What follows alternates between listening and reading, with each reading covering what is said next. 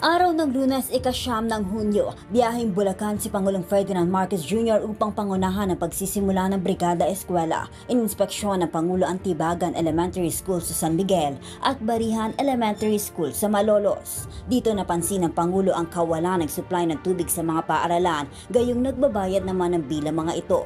Dahil dito, agad na nag-utos si Pangulo Marcos na imbestigahan kung sino ang dapat managot at tugunan ng problema sa tubig sa mga paaralan. Matapos nito, agad na bumalik sa palasyo si Pangulo Marcos upang pangasiwaan ang panunumpa sa pwesto ni CHED Chair Shirley Agrupi sa Malacanang. Sinundan ito ng panunumpa sa pwesto ni Securities and Exchange Commission Chair Francisco Lim.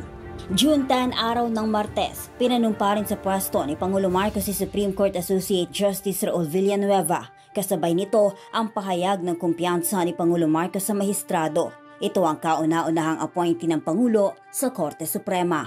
Matapos nito, nagtungo ng Binondo, Manila si Pangulo Marcos upang pangasiwaan ang oath-taking ceremony ng mga bagong talagang opisyal ng Federation of Filipino-Chinese Chamber of Commerce and Industry Incorporated. Ginamit rin ng Pangulo ang pagkakataon upang magpasalamat sa ambag ng federasyon sa ekonomiya at lipunan ng Pilipinas. Araw ng Miyerkules, ika-11 ng Hunyo, biyaheng Siquijor at Tacloban si Pangulo Marcos.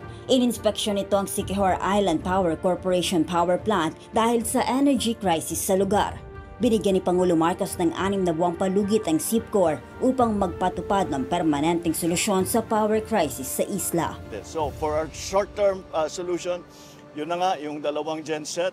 Tapos we have given ourselves, dun sa usapan namin, we have given ourselves a deadline of 6 months for this short-term solution. By 6 months from now, we will then impose whatever new arrangements that we have to do so that 6 months from now, we do not have to resort to the emergency gensets.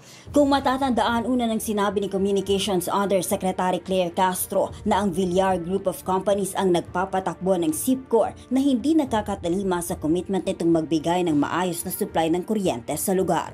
Sa kaparehong araw, ininspeksyon rin ng Pangulo ang status ng San Juanico Bridge Rehabilitation. Dito naman inatasan ng Pangulo ang DPWH at lokal na pamahalaan na higpitan ng pagtutulungan para sa agad at ganap na ikakaayos ng tulay. Araw ng Huwebes, ika-12 ng Hunyo, pinangunahan ni Pangulo Marcos ang selebrasyon ng ika-127 araw ng kalayaan sa Maynila. Sinimulan ito ng Pangulo sa pag-aalay ng bulaklak sa bantayog ni Gato Zerzal sa Luneta Park. Matapos nito, saka nagtungo ang Pangulo sa Quirino Grandstand upang saksihan ang Parada ng Kalayaan 2025 kung saan itinampok ang ilang mahahalagang kaganapan sa kasaysayan ng Pilipinas at ilang pinakamakukulay na piyesta at kultura ng bansa. Matapos nito, pinangunahan ni Pangulong Marcos ang Vande Noor sa Malacanang kung saan nagpasalamat ang Pangulo sa suporta ng mga bansang kabalikat ng Pilipinas, kasabay ng hiling na patuloy pang pag-unlad ng bansa sa mga darating na taon.